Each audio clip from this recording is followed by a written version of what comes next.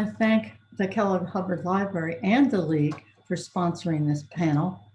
Last year, the League sponsored a similar panel on race and policing.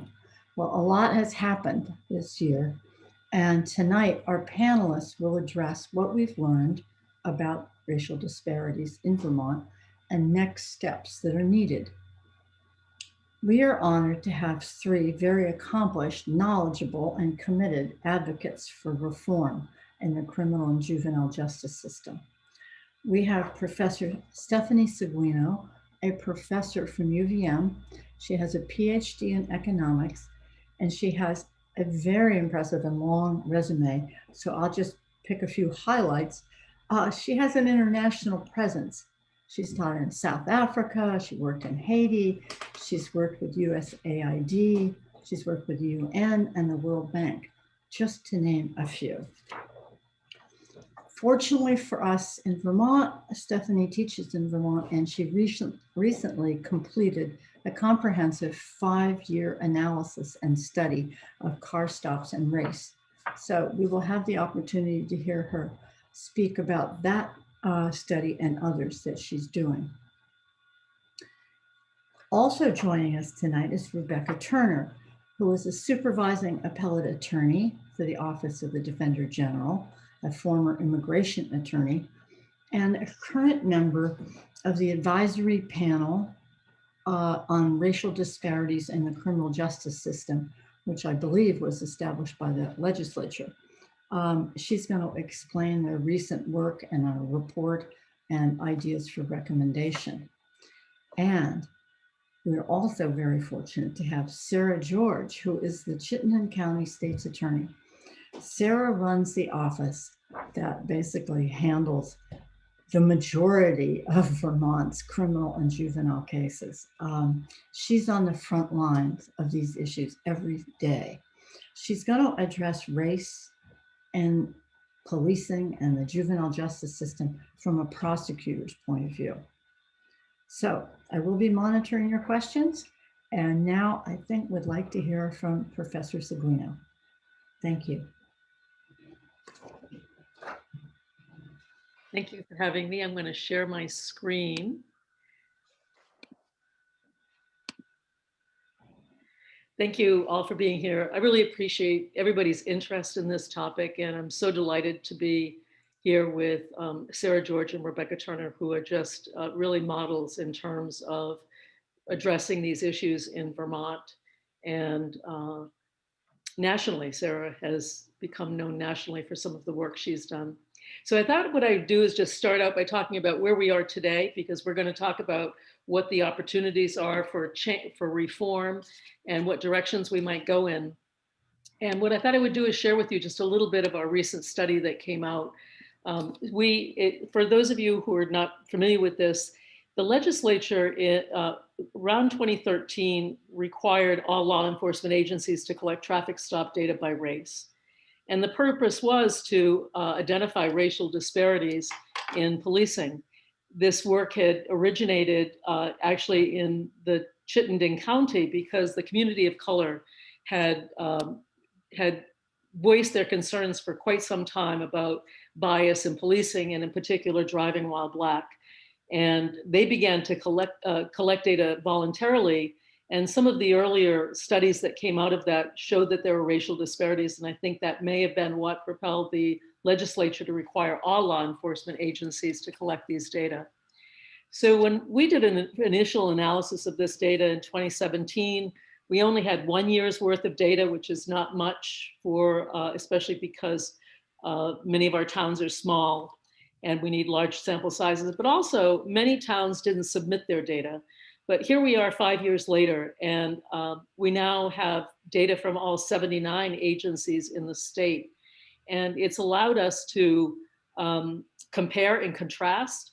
We've also been able to look at what's been the impact of cannabis legalization in Vermont during this period of time. So I just want to show you a little bit of a few of our results here. One of the things that was really striking in this data was that nationally, the number of stops per 1,000 people is around 86. So around 8.6% of the resident population nationally is stopped in car stops a year. So even leaving aside the issue of racial disparities, what we find in Vermont is that the police in general overstop all drivers relative to the national average. So you can see here some of the larger communities, Bennington, Brattleboro, and so forth, and you can see just how much higher their stop rates are compared to the national average. I mean, literally in Bennington, almost 7 to 8 times greater than the national average, and decreasingly. In fact, it's only Burlington that stops at a rate lower than the national average. And a few years ago, their stops had decreased by 60% because they made that decision to do so, and have found that it's had no negative effect on public safety. So I think it's a really interesting discussion about what police should be doing, and the extent to which they should be intrusively stopping vehicles, because it is an intrusion. And I have to say that in some cases, they were not really even the worst. If you look here, Richmond, Vermont stops almost 4,000 drivers per 1,000 stops. Milton, 2,000 drivers per 1,000 residents, and Heinsberg, Castleton, and so forth. So many agencies overstop generally, but police overstop Black drivers much more so than white drivers in Vermont. So here what you have is the ratio of the stop rate per 1,000 Black drivers divided by the stop rate for 1,000 white drivers. And that number tells you how many times greater is the stop rate of Black drivers.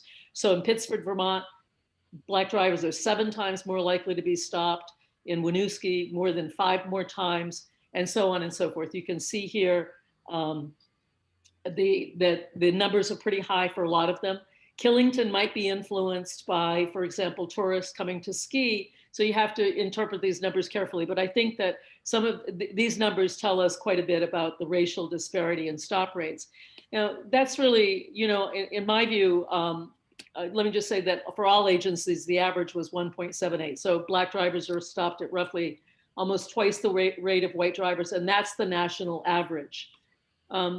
But really, I think where the results are around traffic stop data, or what are the racial disparities in arrests and searches. And let me say this first, that traffic stops are not the only way, clearly, that the public engages with the police, but it's the most frequent connection, the most frequent experience that citizens have of police. And so if they feel that that experience is not just, if it's not fair, it really reduces confidence in police and trust in the police. It makes it more difficult to do their job. So these issues are important not only for the racial groups that are overstopped, over-arrested, and over-searched, but for all of us. It undermines public safety in general. And so why I think that arrest rates and search rates are particularly interesting is because we don't really have, we don't have precise estimates of the driving population, what percentage is Black, so on and so forth. But once a driver has been stopped, we know precisely what the arrest rate is and what the search rate is of each racial group. And so you can see here that in Vermont as a whole, and there are disparities by town, that Black drivers are significantly more likely to be arrested subsequent to a stop than are white or Asian drivers, as are Hispanic drivers. And here what you see is the ratio of the Black arrest rate to the white arrest rate. So what you see for Blacks is they're 3.5 times more likely to be arrested subsequent to a stop than white drivers. Latinx folks are twice as likely to be arrested, and Asians are half as likely to be arrested. And I think it's really interesting to understand why we see this disparity with regard to Asians. And that is because in US culture, Asians are often perceived to be a model minority or honorary whites. And in fact, some police that I've done ride-alongs with me have told me that they have actually had, one told me, for example, that he stopped a driver who was Japanese and he coded him as his race as white. And I think it speaks volumes to the stereotypes through which police officers and all of us view drivers. So whoopsie daisy here. I'm sorry, my slide didn't work, so forgive me. tried to animate my slides and made a mistake, but that's okay. So, darn, not used to doing this on Zoom, sorry. All right, so yes, this is the ratio of the search rate of Black drivers to white drivers, which is 3.5 times, double for Hispanics and lower for Asians.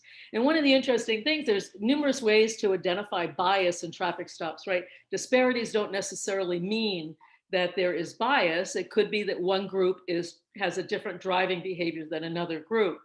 But one of the ways that we assess bias is to look at search rates and to find out whether, in fact, drivers who are over-searched are as likely to be found with contraband. I mean, that's the motivation that the police often give me when they tell me why they are more likely to search Black drivers and brown drivers, is that they believe that these are the folks that are trafficking drugs, bringing them into Vermont.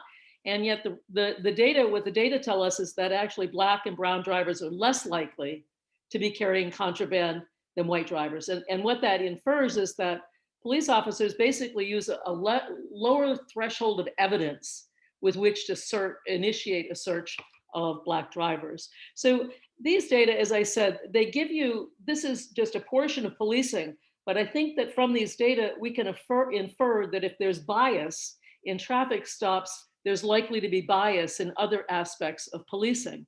And so I want to show you some data from Burlington on use of force. We don't have this for all communities, but we do have this for Burlington, and I think it would be important to look at it elsewhere.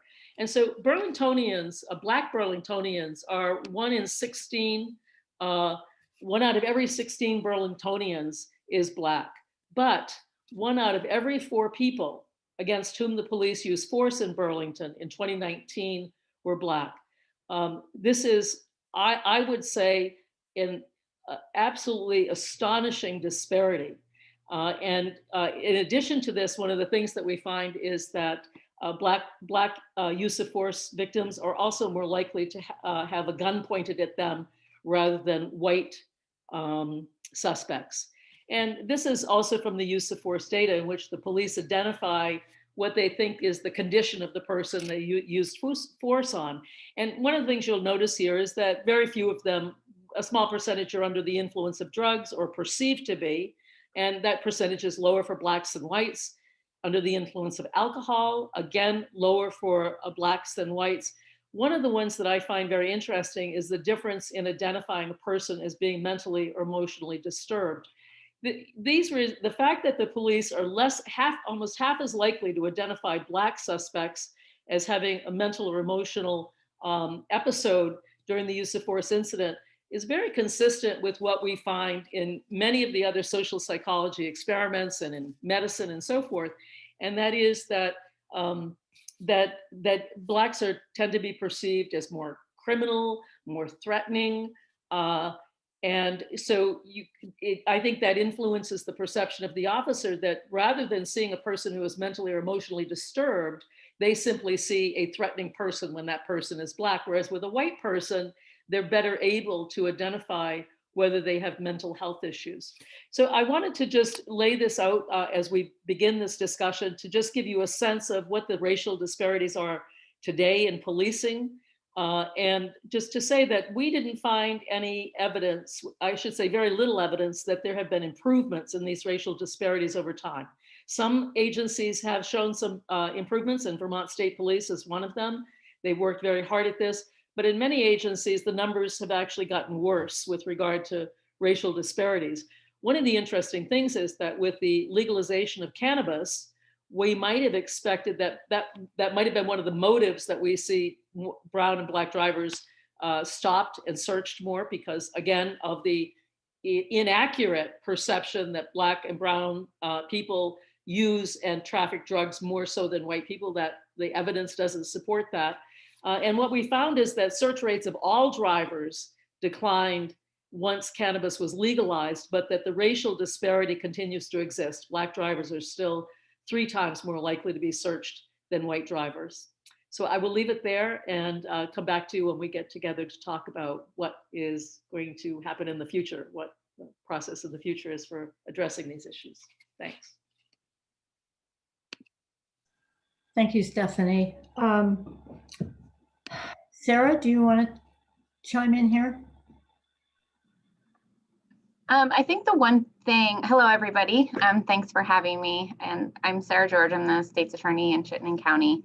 I think that the one thing I would just want to quickly add to Professor Seguino's slideshow there is that when we talk about these disparities in policing, and how she said that if bias exists in traffic stops, then bias is going to exist elsewhere. And that is certainly true for the criminal legal system. The more people that are disproportionately searched, or the more people that bias is presenting against, those people are going to have more cases coming to us for review for criminal charges.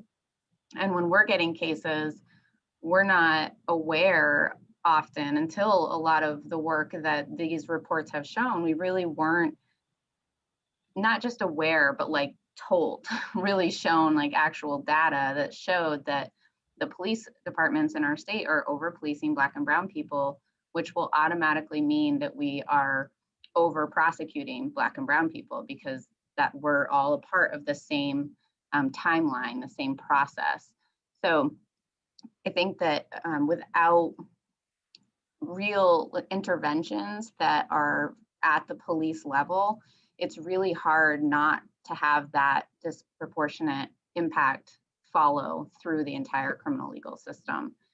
There are things that we're trying to do to, to nip some of that, but it really does start at a ground level with policing. And I can certainly go into the things that we're trying to do here to counter that, but I don't know if this is the time for that. Yeah, I think great. Okay. So in Chittenden County, like Professor Saxman said, we have about a third of the state's population. So we do have a very large number of the criminal cases that exist in Vermont. And I think as a prosecutor, and as a reform, quote unquote reform or progressive prosecutor, we have always, since I've been here, tried to divert more cases and send more cases to diversion. And we've certainly tried to limit the number of cases that we are, how many people we're incarcerating. But I think what I have tried to do beyond that is get out of this idea that we need to just divert low-level cases and instead start to talk about not charging low-level cases, about really just not bringing those criminal charges at all, declining them, sending them back to the communities to address whatever harm may have been caused, or more importantly, address whatever issue that particular individual is dealing with, which is usually just basic needs, and trying to meet those basic needs so that they don't continue committing low-level offenses. Because as soon as you charge a case, even if you're diverting it, even if you're sending it through some alternative program, you're still charging that case. And not only is it an incredible amount of resources that are spent on even the lowest level of cases, but the outcomes are not good. We really don't have great outcomes within the criminal legal system. So the processes that can occur within communities, like restorative justice processes, for example, have significantly better outcomes, not just for the individual who's committed the crime, but for the victims, if there is one. There's statistics that say that victims who go through our typical criminal process, I think are 8% of them are satisfied with the outcome. Whereas if that same case goes through a restorative justice process and never comes through the legal system, they're 88% satisfaction with the system. There's a question in the chat asking you if there's any data and how often people of color are offered a pre-charge restorative justice process as opposed to whites. No, the answer is no, there isn't. And so I was going to get to that too, that one, the police actually do have, especially now, I think at the force of Professor Seguino and the legislature, they are starting to have pretty good data and ways to extract that data. The Department of State's Attorneys and Sheriffs does not. We have a program called JustWare, and I think the Defender General's Office uses the same one. We can input quite a bit of data, but it's nearly impossible to get it out. And a lot of the work that we do in the legal system isn't as easy as just entering something in or using a click down. You know, there's a lot of factors that are involved in offers that we make, or, you know, when evidence changes, our offer may change, or things get suppressed. It's actually quite hard to extract that data in a really meaningful way. But no, we don't have those numbers. And I do know that nationally, there is a lot of evidence that says that victims who are white, when the person who committed the crime is Black, are much more likely to want a more severe sentence, want a more severe punishment against that person than when it is a white defendant and a white victim.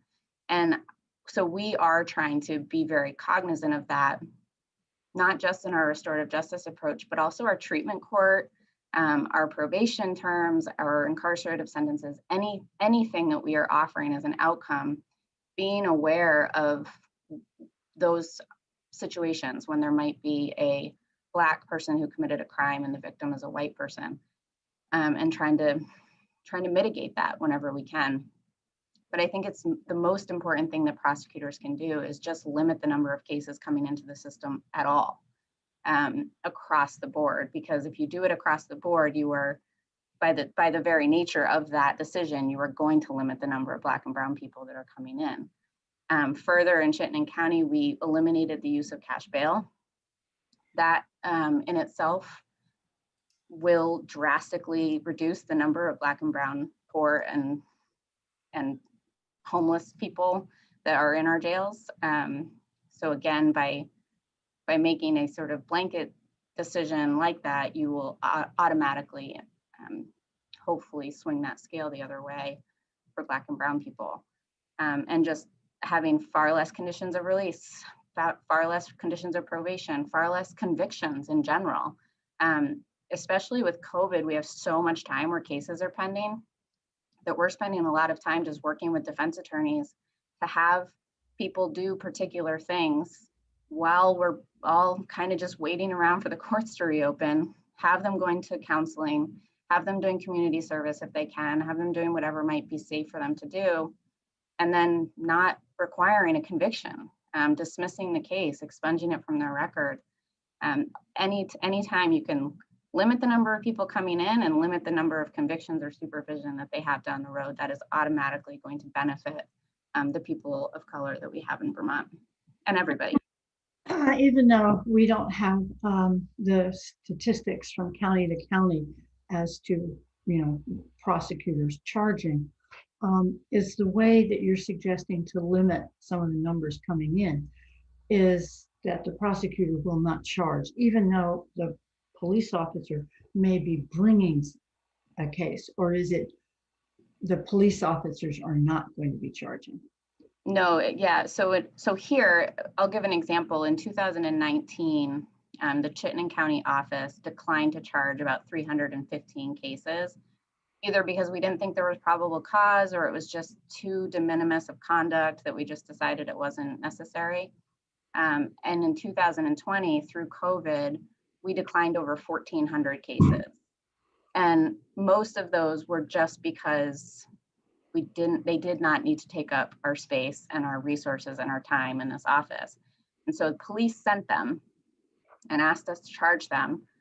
Most of them had probable cause. It wasn't that there wasn't probable cause, but they were a lot of low-level retail thefts or unlawful trespasses at businesses, or DLSs, people driving without suspended licenses because they were trying to work. You know, those types of cases that we would typically divert, we just declined to charge for the sole purpose of not having more cases backed up in a courthouse that is already backed up.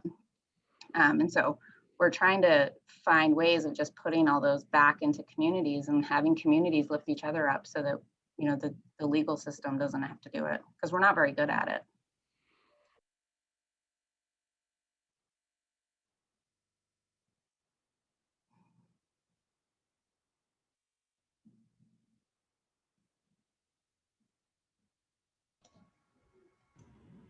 had a little trouble on you.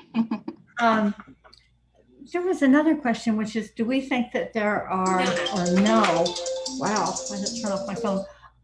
Do we know if there are a higher percentage per capita of police officers in Vermont than in other states that might account for all these small towns overcharging, over searching? Do you know, Stephanie? I don't know. Oh, you're muted though. Unmute. I'm just going to venture a response in terms of Burlington. I don't know at the state level, and that would be interesting, actually, and I will look into it. But many of you have heard about the resolution to reduce the number of police officers in Burlington, and the analysis that that decision was based on basically compared Burlington to other cities or towns that had a university, had a controlled for the violent crime rate, and so on and so forth. And so Burlington was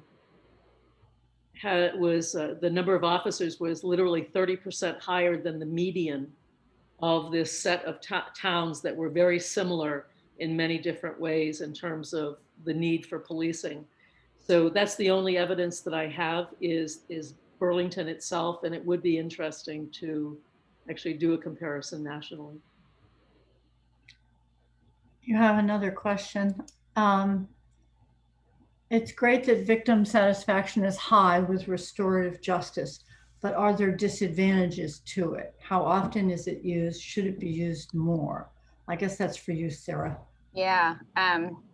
So I am incredibly passionate and very biased about restorative justice. I started a program at Champlain College around it, and I teach it. I have never seen a process that works better for healing harm and for, essentially mediating harm and trauma between parties. And the accountability that is required in a restorative justice process far outweighs anything that our criminal legal system ever requires of an individual.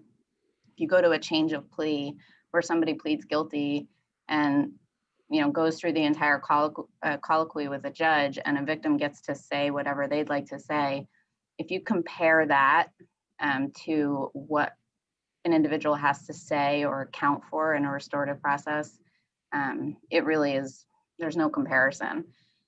Are there disadvantages? I haven't found any yet, other than resources.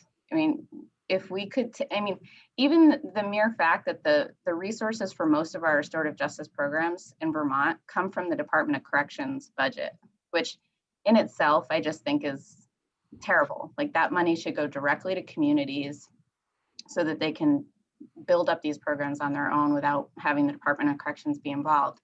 But they don't have enough. And especially, I send so many cases through a restorative justice program, which they appreciate and they want, but they need more resources. And how often is it used really depends on the county. We use it for really serious cases in Chittenden County, and I know a lot of counties only use it for kind of low-level offenses, but it's actually proven to work much better the more serious cases that it's used for. And yes, I think it should be used more. It's actually prohibited by statute to use it in domestic violence or sexual violence cases, which I would actually like to change, because having done the domestic violence docket here for 4 years before I became the state's attorney, I think that it would be just an incredible use of that process. It is not for every case, and the people that do it would have to be specially trained in the power and control dynamics involved in a domestic violence relationship. But again, the research is very clear that it works so much better than anything that we have in our current system. So I think that's something that's in the works. I know that Windsor County in Hartford has a pilot program around DV, using restorative justice in DV cases. So hopefully that will play out in a way that the research says it will, but we don't really know yet. So the next one I see there is, what does RJ require the offender to do? It requires them to take responsibility for whatever harm they committed. So the victim doesn't have to be involved. They can be, or they can send somebody in their place, but it's community members, the person who committed the crime and the person harmed. And they literally sit in a restorative circle and talk about how the crime impacted them. The victims can ask them whatever questions they want. They have to be accountable. They have to answer them. Most questions are, why did you do this? You know, that's what most victims want to know. And they want to know that it's not going to happen again, which again, our legal system doesn't require them to ever answer those questions. And a lot of victims never get those answers. So, and then there's usually a conversation about what that victim wants them to do. Sometimes that's community service somewhere. Sometimes it's just a conversation with them. Sometimes it's counseling. They can come up with a plan and the person has to follow through and do what's asked of them.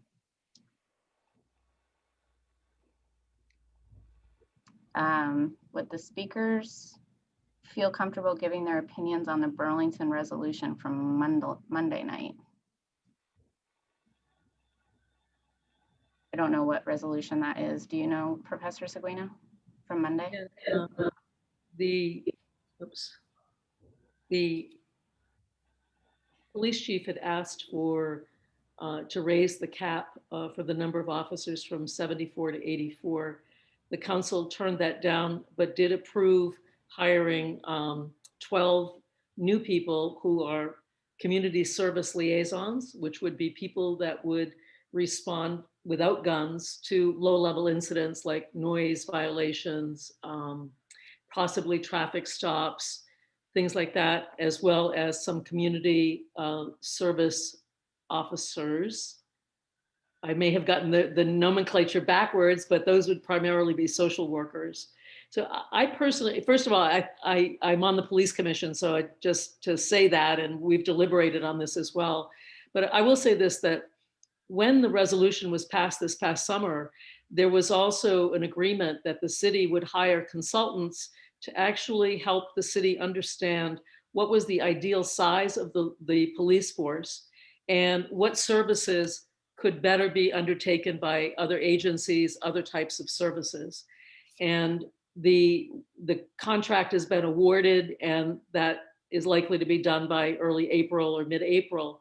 So I think one of the considerations was that it was premature to ask to raise the cap, just as we're about to spend $100,000 to answer the question about should we raise the cap. But the other is, I think, profoundly important. We're really at a moment, I think, in this country with regard to a changed perspective on the criminal justice system, aside from the issue of race, although race has really brought this to the fore. And that is that we're moving from a world in which we understand criminal justice as punitive, that we punish people for their behavior, and rather that we have a deeper understanding of different practices like restorative justice, that we now more deeply understand the role of trauma that influences people's behavior, that is not because they're bad people, but because they have experienced certain things that cause them to dysregulate. And so I think taking, having police who are on patrols, but who do not carry guns, who are better able to engage with people, and hopefully they will hire people with those social skills, as well as social workers, is precisely the direction we want to move in. So that would be my opinion about the outcome of the resolution. I think it was mistimed, since we haven't yet heard from experts who would help us look at what we need. And also, I think it's most definitely just a really welcome move in the right direction with regard to treating behavior, which is often criminalizing poor people as well as people of color, treating them in a different way that is much more evolved from what we know from brain neuroscience in recent years, and just our evolving ethics and morals around policing and public safety. We have a question here, and maybe any of the three of you can answer this, and maybe Rebecca would like to chime in at this point. Are there successful strategies we're working on here in Vermont, or that others have had success with? So hello, am I unmuted? Good. I'm Rebecca Turner, and I'm coming from the perspective of a public defender, defense attorney, and technically appellate defender. I work, my work in the Office of the Defender General in Vermont comes from the perspective more statewide, because we handle all of the appeals from criminal convictions, juvenile delinquencies, child welfare, termination of parental rights cases, all of that from the entire state. And also in position, I've been put on several sort of various government stakeholder committees and testify at the legislature on whatever initiatives. And so where I'm going to go with, I love this question, which is what strategies are we working on here? Successful strategies, not just any strategies. I love this. Like, I love the focus. So what successful strategies are we working on here in Vermont? This is the question that haunts me and keeps me reading and digging and going to the last pages of all these brilliant books that are coming out for like the solutions, right? Because the important, great work that Dr. Seguino keeps doing, and her latest report confirms, I mean, it's extraordinarily disturbing to me, her latest report, and those slides and the data she just showed, to me, some of the most disturbing is when she pulls in the comparative national analysis. We know it's been bad in Vermont. Last year when we did this, we had that same racial disparities results with traffic stops in Vermont. We know disturbingly a year later, things have not changed. Now we know how much it's just incredible here in Vermont. And if we wondered it, we certainly now know. And this past summer, what's different from a year ago when we last met? COVID, but just the racial injustice crisis, the murders, and how much it just built to this national awareness that came here to Vermont. So when I think about successful strategies, to me, there is nothing that we can accept as successful unless it goes after institutional racism and structural racism. And so to me, it's been actually at the forefront of a panel I'm on, and Anna talked about it at the beginning, which is the Racial Disparities Advisory Panel, which is a creation of the legislature, and I'm designated for the Office of Defender General, and there are representatives from all the various government agencies, corrections, prosecutors, attorney generals, DCF, and community members, BIPOC, representatives from all over the state. And we're sort of tasked broadly with, can you help identify and offer up solutions? And one of the most controversial at the very beginning of this RDAP was how to talk about this. Is this bias? Is this implicit bias? Is this explicit racism? Is this individual racism? Is this institutional racism? Is this structural racism, right? Is this white supremacy? That is the problem, because I think critically, to get to the successful strategies, we have to understand what the problem is. And I think where we are now, a year later, is phenomenal in terms of this ability to go to the legislature and say white supremacy. And this Vermont's criminal and juvenile justice system is a reflection of this structural racism. And not have that just thrown back at you is a change for the good, because that is where the problems are. And it is a term we toss around, but I want to share how I understand it, which is sort of this intersection of, again, it's bigger than individuals, individual biases, right? It's where practices and policies and laws combine to perpetuate and cultural biases and racisms and attitudes combine to just keep it going. And so when we're focused on just the criminal juvenile justice system, and I know the focus here is on law enforcement and that angle of it, what RDAP, we got to the summer, and then we got a specific request from the legislature, which is we have this data on traffic stops that Dr. Seguino has been working on, but we don't have much else. We don't have required production of data sharing or collection. anywhere else? And should we do it? And if so, what kind of data should we collect? And for what purpose, right? I think a lot of the motivation initially was maybe to confirm or deny whether there was racism in this system. I think now the understanding is no, there is. These numbers that you are hearing about, who's inside, who's outside, just looking at proportionality and ratios of who lives BIPOC of color outside and who's inside is is disturbing in terms of the disparities there. So then RDAP sort of took it upon itself to say, well, what should we focus on? Is it number, is it number of arrests? Is it this or that? And what we started realizing was that every point of the system where discretionary decisions were being made was an opportunity for racism to come in. And because those decisions were being made by humans, bringing in their own racial biases, explicit, implicit.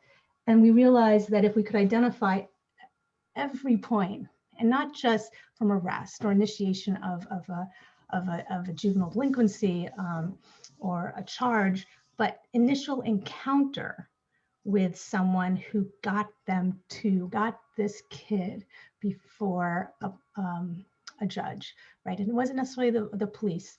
It could have been a mandatory reporter, it could have been a teacher, a counselor, and they were required to report, right? We wanted to track from there all the way to, assuming it didn't get deferred, the case, and they got a disposition, a sentence, and then they were in custody, in state custody, and then could they finish? And then ultimately, could they get this record expunged? Who was getting all the way those decisions?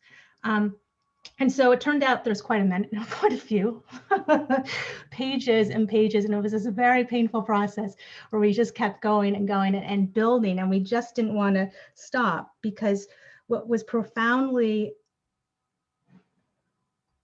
difficult to really absorb, I mean, it was clear just going through the exercise of just identifying all those potential decisions, how much the compounding effect of it led to where we are now. And so when we realized that, oh, well, actually, legislature, we recommend that you collect data at all of these points, right? And again, some examples are from, decision to call the police arrive, how do they respond to the scene? Do they let someone go, or do they cite them? What kind of cite? Do they arrest them, bring them into full custody, or do they release them pending arraignment, or do they sit in jail once they're in arraignment? Are the prosecutors, what type of charges are they bringing? Or for juveniles, what kind of similar things? What kind of offenses are being charged? And who's getting out on bail? Are there plea deals going on and on and on. So when we realized all of these decisions, we thought, oh, we should recommend some prioritization, because this is a huge effort. Because the reality is what we found was that all of this isn't being collected, although some of it was, and Sara talked about how hard it is to extract this data in some of our databases. We may have similar ones, but they don't talk to each other. And so what's going on in Chittenden County and what Sara is doing, we can hear what other prosecutors are doing in other counties, but how much can we quickly extract and analyze and compare, right? And so for us, it became this important, critical tool to not just know where things were happening, but then to compare and really see where the disparities were happening there. But we just decided to recommend the front end of those decision makings, because we thought, again, as Sara sort of instinctively is identifying, how can you make decisions that will have the greatest impact? It is at the beginning side of it, because if you can stop cases from entering in, then you can cut off the compounding effect of having people stay in their systems. In any event, we spent a lot of time building up towards that list and filed that report of recommendations to the legislature in December.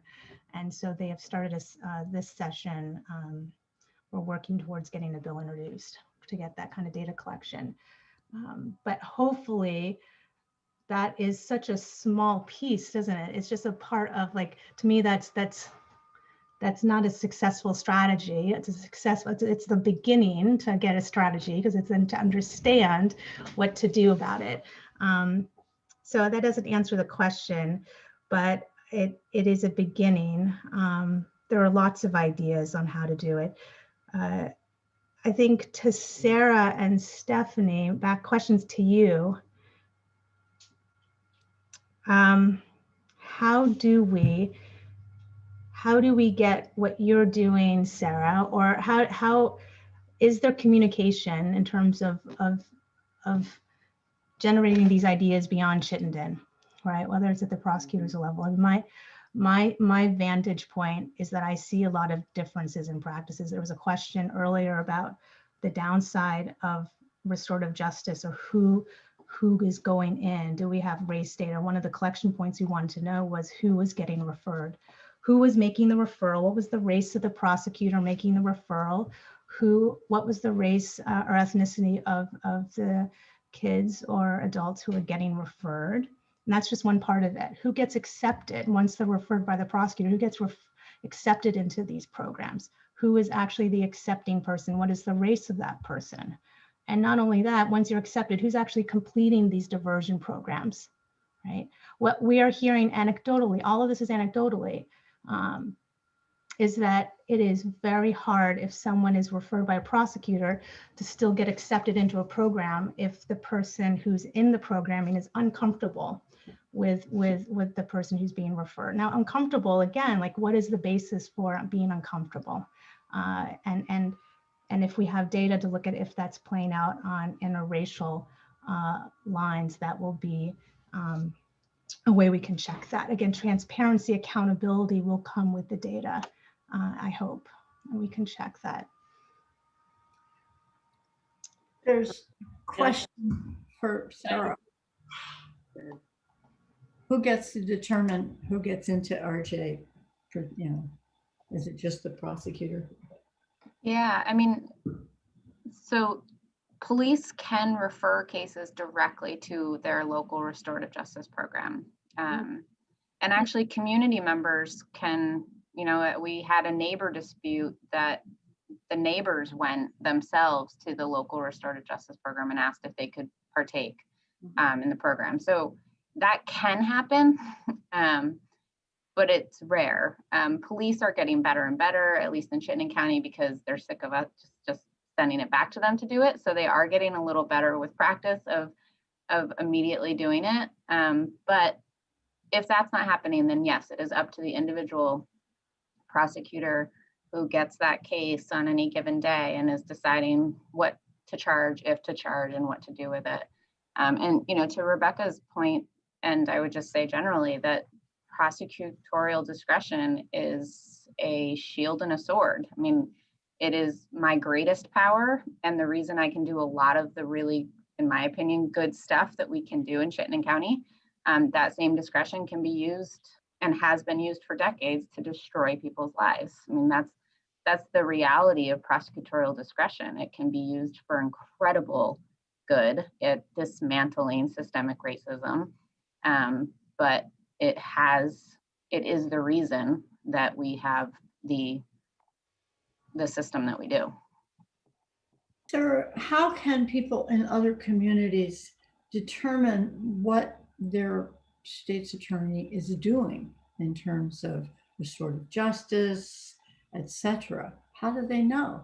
Yeah, I mean, I am very vocal about the stuff that I'm doing, and I know a lot of state's attorneys aren't, and that's, to each their own, I suppose, but they are still elected officials. So just like you would a city councilor or you would a state rep, they work for you. So I would certainly suggest reaching out to them and asking them what they're doing.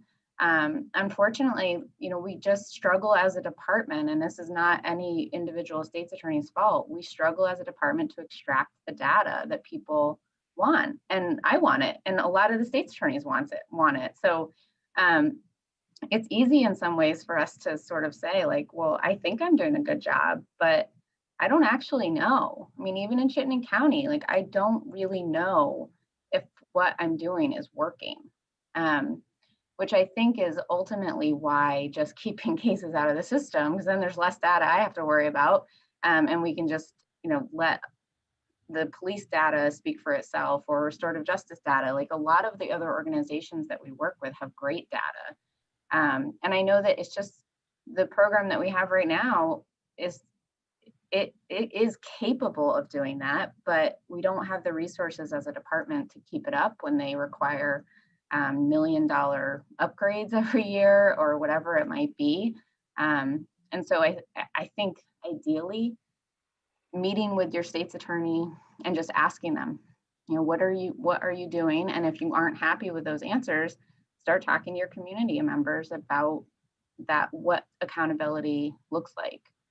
They are elected officials. We are elected officials, and that is part of our job to answer those questions. So I wondered if each of the three of you can talk about recommendations for next steps. Sort of, is there anything specific that you could see is that we should be doing or try to do? I can jump in there. My connection is a little bit unstable, so I might freeze. My apologies. Somebody popped in the chat an article by I thought it was a great article, and I think it gives points to directions. One, that both Sara and Rebecca have talked about is data is what is going to guide us in this, what's working and what's not working. The data is useful for policymakers, but it's also useful for community members, because that's the only way that community members can hold their local agency accountable. There's no really, except for the Vermont State Police, it's not as if municipal agencies are monitored, if you will, or beholden at the state level. It's really the community that needs to do that. And so I'll just give you some examples of things that have worked. One is that Neil Gross talks about is ending pretextual stops. The Oregon Supreme Court banned pretextual stops. Pretextual stops are those stops in which the officer uses one of thousands of traffic rules as a pretext for stopping you to get a look inside the car. And often it's based on suspicion or hunch. And we know that suspicion is much greater for Black and brown people. And that if we could end pretextual stops, we would reduce at least. You're freezing.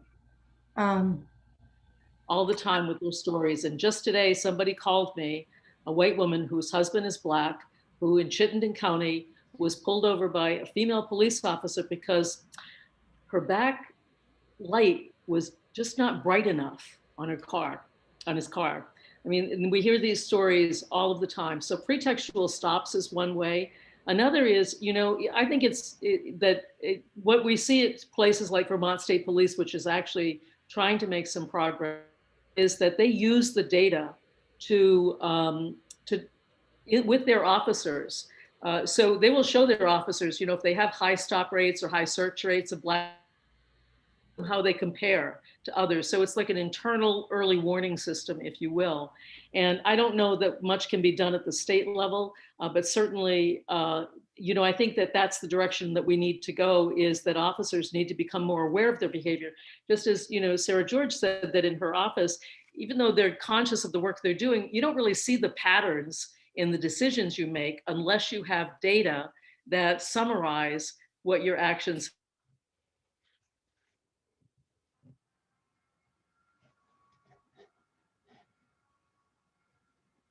Oh, Stephanie, we're losing you. That was put out that all departments would have to do. Stephanie, your sound is really freezing up. Well, can I piggyback off of what she recommended? I love that. She turns substantive, changing some of the laws that sort of perpetuate. And she talked about the proxies, the proxies to state traffic stops, right, and prohibiting those. And certainly that can be, in terms of recommendations that I would suggest, Sarah suggested, holding state's attorneys accountable through elections. And I would just add the legislature too.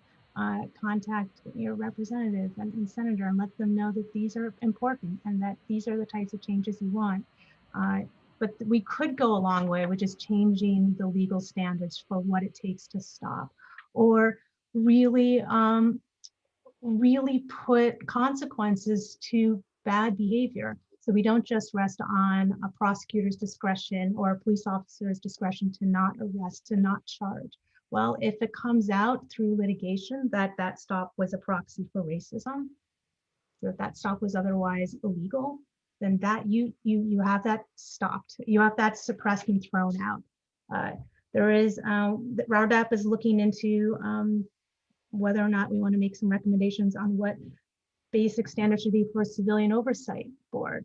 I know that Stephanie here is involved in at Burlington, and others in the community around the state are. RDAP, I think, will be looking at whether or not there's a role for a state level versus a community-based one. Again, and looking at the pros and cons of various civilian oversight boards across the country and figuring out what is the best fit here.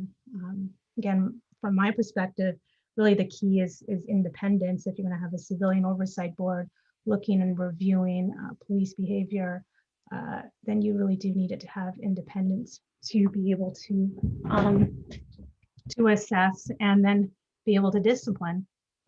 All of that requires a lot of finances, and whether local communities can actually finance something like that, or whether it should happen at the state level and pool all of those. Maybe that's something to look at, but there are a lot of exciting initiatives that are happening around the country and that we can do here, but also demand from our elected officials. In the article that Stephanie's talking about from the New York Times, you know, we can fix the police. He suggests 3 things. And I asked my law students to read the article and tell me which of the 3 they really like. And so far, the majority is transparency. We don't know who's stopping too many, you know, it's back to the data and the citizen knowledge. So I don't know how that's going to happen. You guys are going to make it happen somehow. I just jump in on that. This issue came up in the police commission in Burlington recently because we're looking at a policy to require that an officer's past disciplinary records be made public. Right now, as I understand it, in Burlington, the police union contract purges any discipline after 1 year. We would like to have that discipline made public. I think also one of the major issues is officers who have been fired or forced to leave a department because of misconduct. There's not necessarily decertification and they can get a job at another agency. So that's a place where I think transparency is very, very important. It's a difficult situation because police union have arbitration in their contracts. So if they get sanctioned for something and they don't agree with it, they go to arbitration. The outcome of arbitration is private. It's not, you know, it's completely confidential, as are personnel records currently in Vermont. So that's a huge area where transparency might, I don't know how, but be opened up.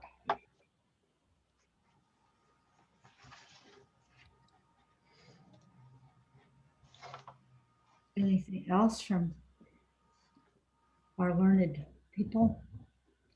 I don't want to leave the question lingering in the chat, but there's a question about the refiling of the Veronica Lewis case, which is obviously very personal to me. And I don't know.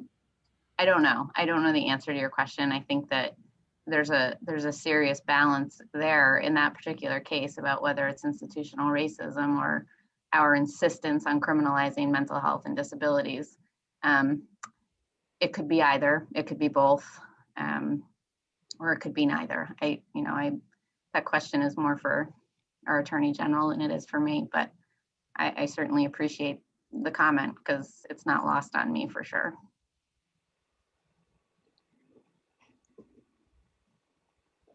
any next steps that we're going to take? Stephanie, if you're still with us, any additional steps that Burlington's going to take?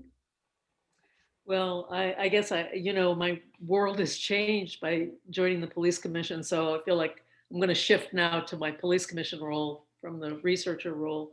And that is, being on a commission, which is not really a truly civilian oversight board, and learning firsthand what the complexities are of that. I mean, it is an opportunity for the police to hear from the community, from people who represent community values, about how they feel that policing should be done, what public safety should look like. But the structure of that relationship can be one in which people who on the commissions are silenced, are not listened to, or many other things. The information that we get is determined by the chief. We don't actually know the full range of information sometimes. And so the ability to provide oversight is really a function of what that structure looks like. But I think that is an important direction to go, to have community input.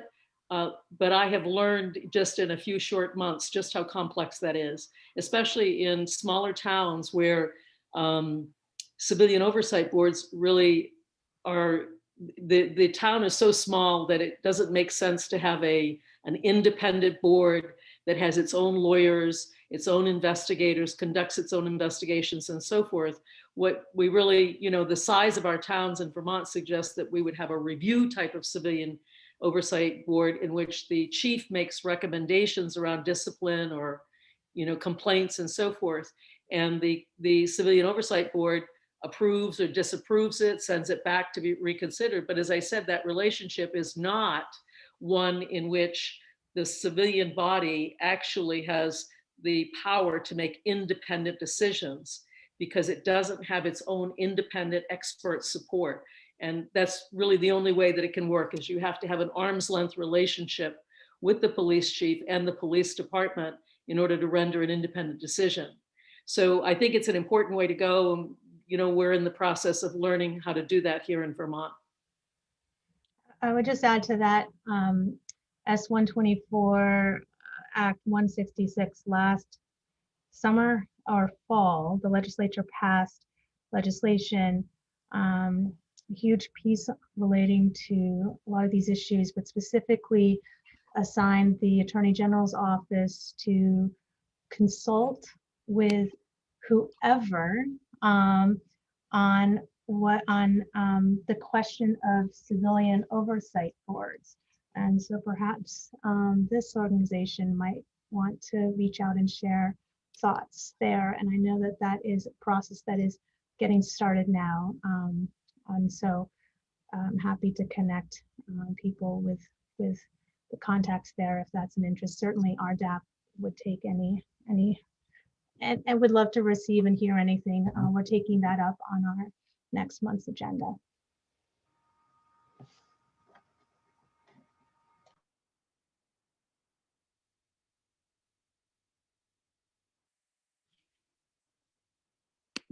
This has been a very interesting discussion, and I've learned a whole lot. And the slides from Professor Seguino, will they be available outside of the recording? I'd be happy to share the PowerPoint with you if you'd like to post it. Thank you, thank you, thank you. And yes, there's a question. Will this recording be available for people who aren't here? Yes. And Michelle will explain how that is going to happen, but I assume it'll be on the website for the library. It will be on the Kelly Covered Library Adult Programs page, and I'll put the link in the chat so you can know where that is. Yes, and in the chat are, the really interesting studies, the Brattleboro study, which we didn't talk about at all. And I think the next panel next month, maybe focusing on that. But it looks like a number of towns are very interested in the issue of the community and the police and how to work with, together. But I'm excited to hear that, Burlington's leading the charge, and maybe Brattleboro too. And we'll see what happens next. other questions for our panelists? This is your chance.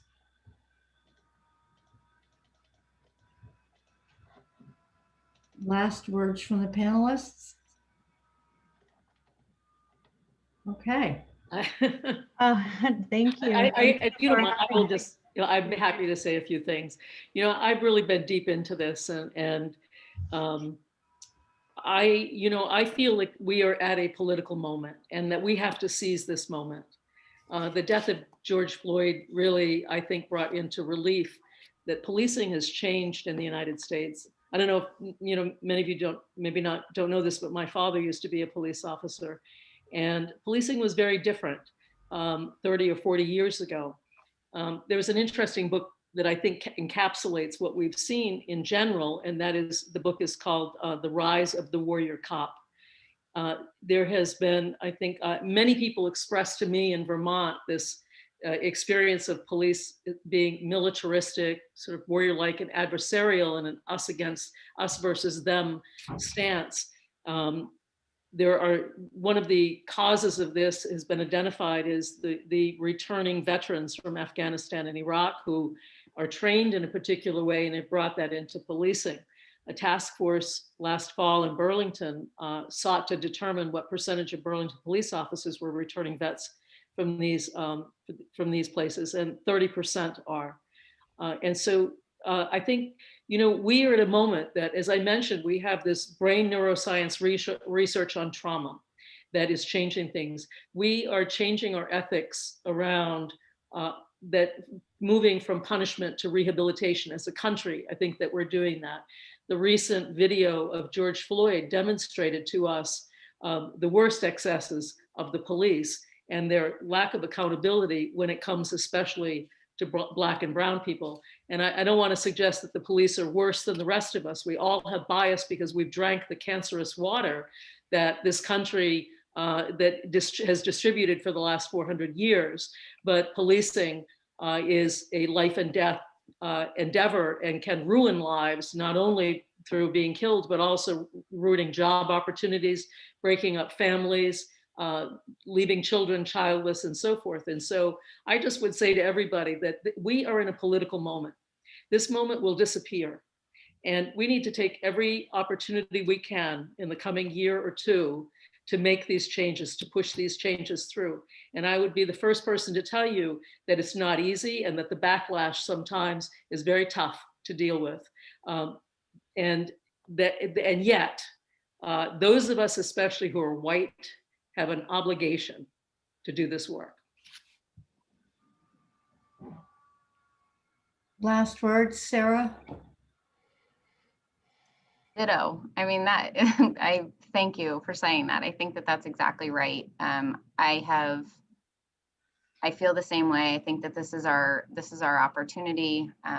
There is so much demand on us right now to do this, especially leaders who are white. It's our obligation. This is not the obligation of people of color to educate us and fix this. This is our problem that we got ourselves into, and I say that as a white woman and as a prosecutor, that we got ourselves into this, and it's not. People often say that the system's broken, and I really try to push back on that, because the system's not broken. It's doing exactly what it was designed to do, and that was to continue slavery in a different way, in a systemic way. And so we need to break down this system. We need to dismantle it. We need to build communities up. And now is a time that everybody is really talking about that. We really have to do it. Vermont is second in the country for the most disproportionate number of Black and brown people in our jails. So we are not doing a good job. And I think Vermont, on a lot of things, likes to think that we're different. And not only are we not different, we're second worst. That means we are worse than Texas. We are worse than New Orleans. Those are things we do not want to beat those jurisdictions in. So we have a lot of work to do. And I think demanding it from any elected official that you possibly can is a really great start, and not stopping until they actually do what you are asking them to do, or at least promise to do it and give you reasons ways that they're going to do it. Yeah. Thank you. Rebecca, any last words? Oh, the last words. Yes, no, everyone, I love the comments and the polls and the sharing of the hyperlinks. You all have access to the ideas too, and to just make sure that your voice is heard, right? Just reach out and as you know, just reach out to our elected officials and make it them know that what you support and what you want and what you will not tolerate. Thank you for having us. Thank you so much, our wonderful presenters. Thank you, Michelle. And thank you for the League of Women Voters who's been putting on these great panels. So thank you all for coming. I wish I could see you all. Thank you. Thank you, everybody. Good Stay night. safe. All right. Good night. Night. Bye.